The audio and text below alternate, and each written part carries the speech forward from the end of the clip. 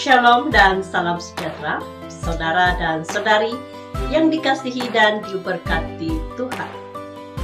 Sekali lagi kita bertemu di ruangan ini, sudah semestinya adalah untuk bersama-sama mendengar perkongsian renungan firman Tuhan. Sebelum kita meneruskan perkongsian kita, terlebih dahulu saya ucapkan selamat datang kepada Anda yang pertama kali bersama kami. Anda bersama saya Gloria sebagai penyampai perkongsian renungan awan biru. Terima kasih kami ucapkan kerana bersama kami. Dan sebelum kita meneruskan perkongsian kita, jangan lupa like, share dan juga bagi Anda yang belum subscribe sekarang. Dan jangan lupa aktifkan tombol lonceng Anda untuk mengikuti setiap perkongsian dari kami. Terima kasih kerana setia bersama kami. Tuhan memberkati kita semua. Sekali lagi kita bertemu di ruangan ini. Apa kabar saudara dan saudari? Doa dan harapan kami, Anda sentiasa sehat, sentiasa kuat dan berpengharapan di dalam Tuhan. Apapun situasi kita pada saat ini. Saudara dan saudari, pada kali ini kita akan mendengar sebuah perkongsian yang bertemakan asal-usul setan. Kita sering mendengar pertanyaan, mengapakah Tuhan menciptakan setan ataupun iblis, sedangkan setan ini jahat. Sedangkan setan ini mempengaruhi, menggoda manusia untuk jatuh ke dalam dosa, dan dosa upahnya adalah maut. Jadi pada kali ini kita akan menjawab pertanyaan, dan untuk menjawab pertanyaan ini kita harus mempelajari tentang asal-usul setan. Biasanya kita mendengar ada beberapa nama yang sering kita berikan kepada setan. Ya, pertama yaitu Lucifer, kedua setan, ketiga Satan, keempat iblis. Inilah yang sering kita dengar, yang sering biasa kita kerap gunakan kepada setan ini. Lucifer adalah dalam bahasa Latin yang arti dia bintang timur ataupun putra fajar, yang terdapat di dalam Yesaya pasal 14 ayat yang ke-12 berkata demikian, "Wah, engkau sudah jatuh dari langit, hai bintang timur putra fajar. Engkau sudah dipecahkan dan jatuh ke bumi, hai yang mengalahkan bangsa-bangsa." Ya. Jadi Lucifer ini maksud dia yaitu bintang timur ataupun putra fajar, Lucifer dalam bahasa Latin. Ya. Kedua, setan. Setan, kita kerap menjumpai nama setan ataupun perkataan setan ini di dalam Perjanjian Baru. Manakala Satan kita hanya temukan 2 kali, yaitu di dalam Alkitab, yaitu terdapat di dalam Wahyu pasal 12 ayat 9 dan Wahyu pasal 20 ayat yang kedua.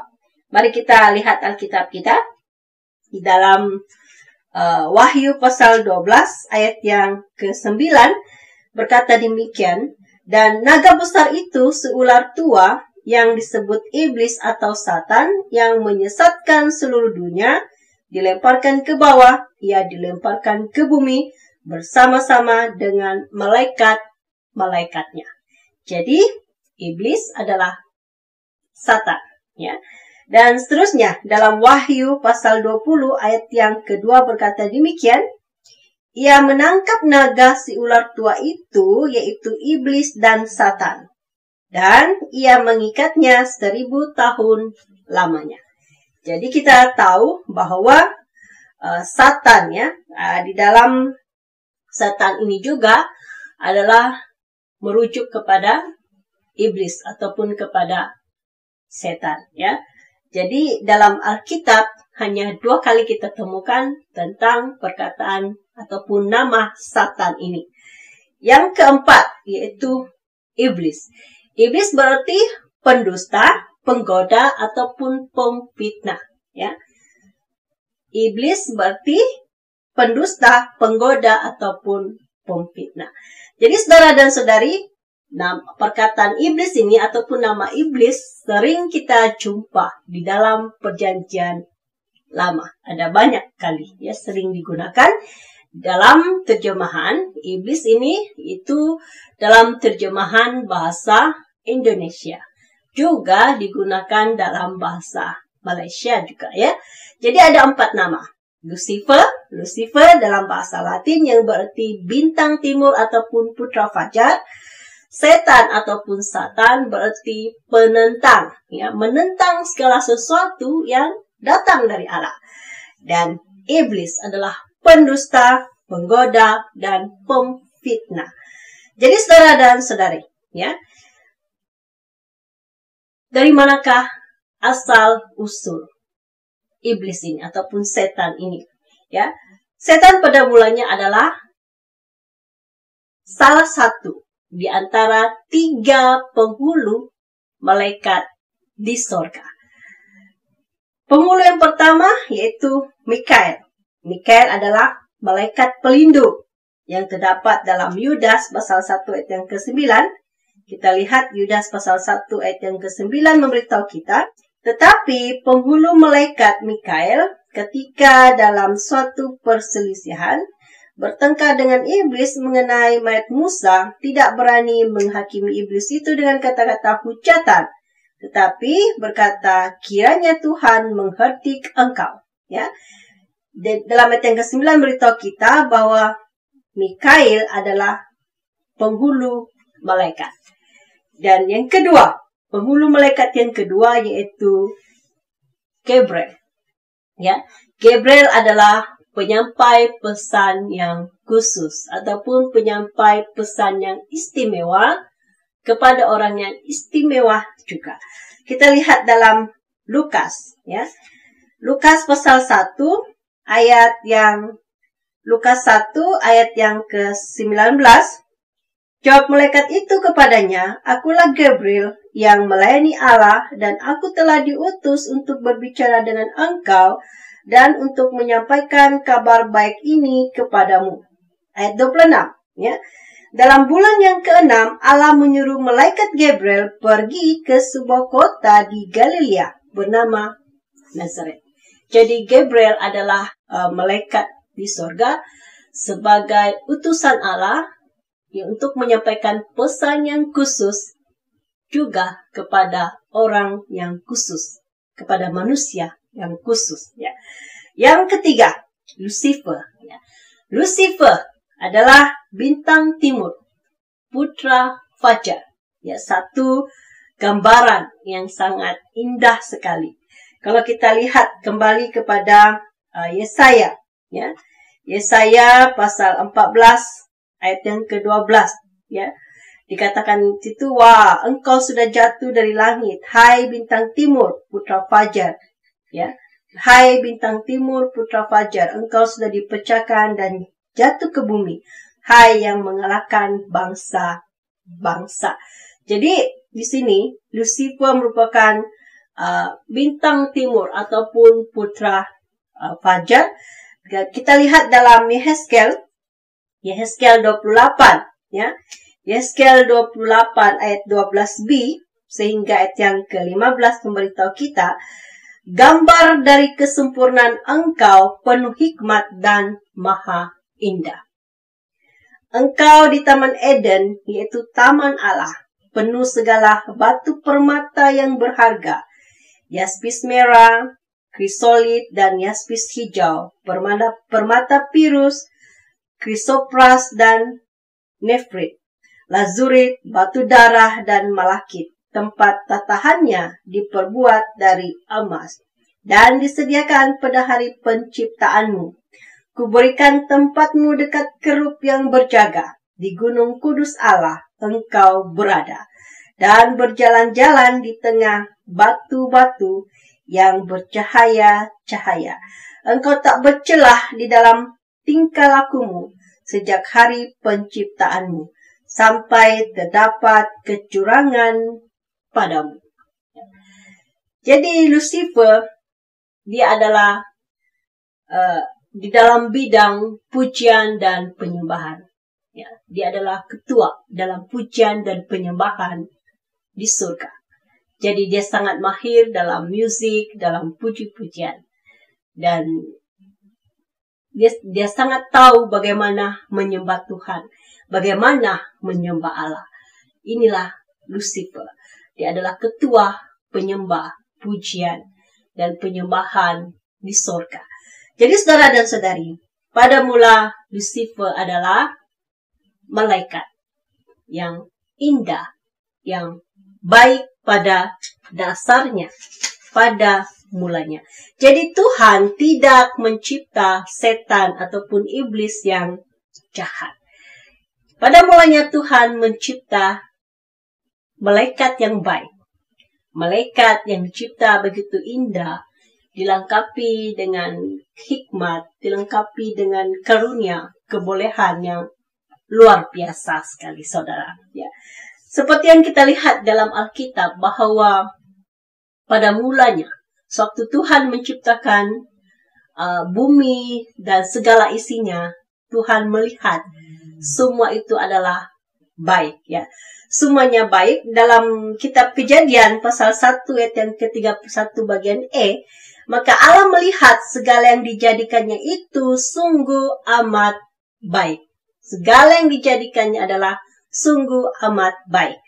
Manakala dalam Kolose pasal 1 ayat yang ke-16, karena di dalam Dialah telah diciptakan segala sesuatu yang ada di sorga dan yang ada di bumi, yang kelihatan dan yang tidak kelihatan, baik singgasana maupun kerajaan, baik pemerintah maupun penguasa.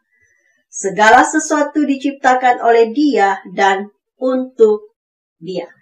Jadi segala sesuatu yang ada, baik di bumi ini, ya, maupun di sorga, segala sesuatu adalah diciptakan oleh Allah. Dan segala sesuatu yang diciptakannya itu adalah untuk Dia. Tidak ada yang diciptakannya itu adalah untuk pribadi itu semata-mata. Segala sesuatu yang diciptakan itu adalah diciptakannya dan adalah untuk Dia. Namun apa yang kita lihat, ya, mengapakah Lucifer ini menjadi jahat?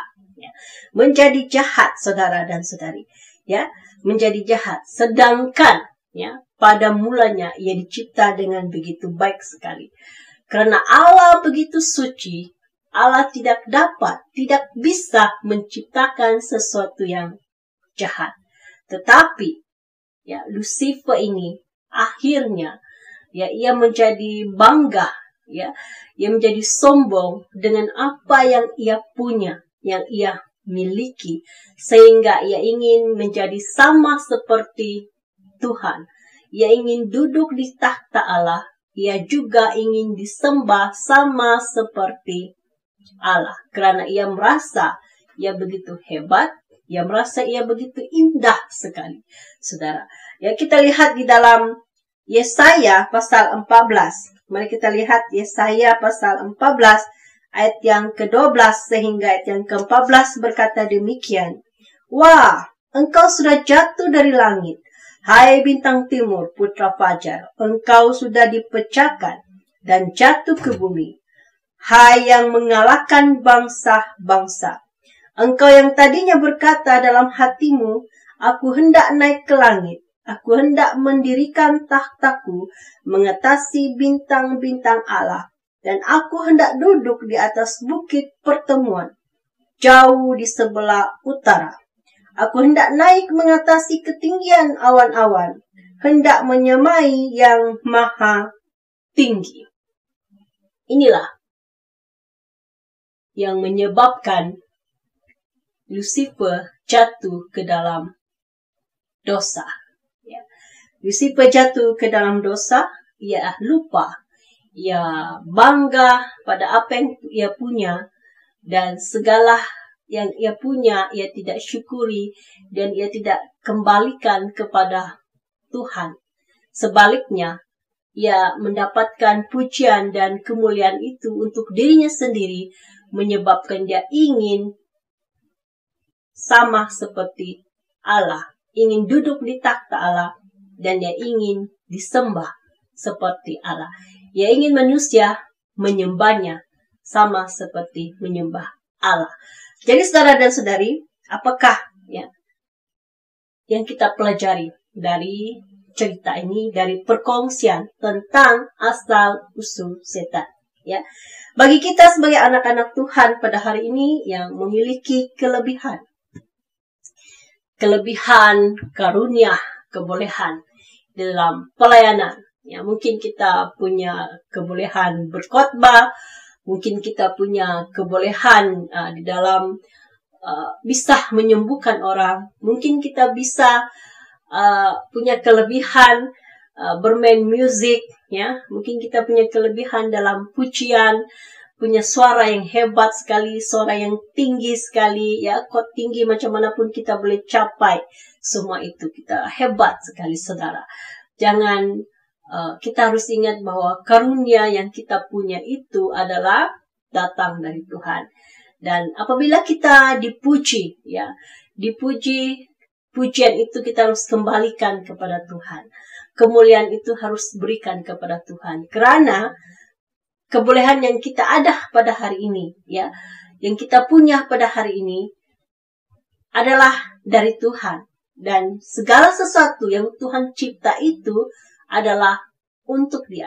Jadi kita harus kembalikan segala hormat, segala pujian, segala kemuliaan itu kita kembalikan kepada Tuhan. Dan juga mungkin kita pada hari ini punya kelebihan berbanding orang lain. Mungkin kita punya pekerjaan yang baik. Mungkin kita pada hari ini punya kekayaan, punya kelebihan berbanding orang lain. Ya, mungkin kita pada hari ini di tempat kerja kita punya posisi yang sangat penting, ya.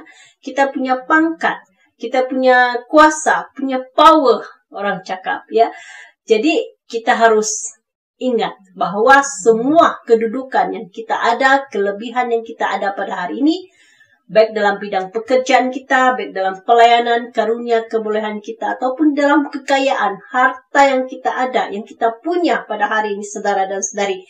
Bukan itu saja, bahkan dalam bentuk rupa kita pada hari ini, kalau kita tampan pada hari ini, kalau kita cantik pada hari ini, saudara, ya, kalau kita punya kelebihan semuanya itu, kita harus berikan, kembalikan segala pujian, segala hormat, kemuliaan itu hanya kepada Tuhan. Karena tadi dalam Kolose mengatakan bahwa segala sesuatu yang Dia cipta itu adalah diciptakannya dan untuk Dia. Jadi mari kita memuji Tuhan, bersyukur dengan apa yang kita ada, dan segala pujian, segala hormat, kemuliaan itu kita kembalikan kepada Tuhan. Demikianlah perkongsian kita pada kali ini. Semoga Anda diberkati. Kita bertemu lagi di lain perkongsian.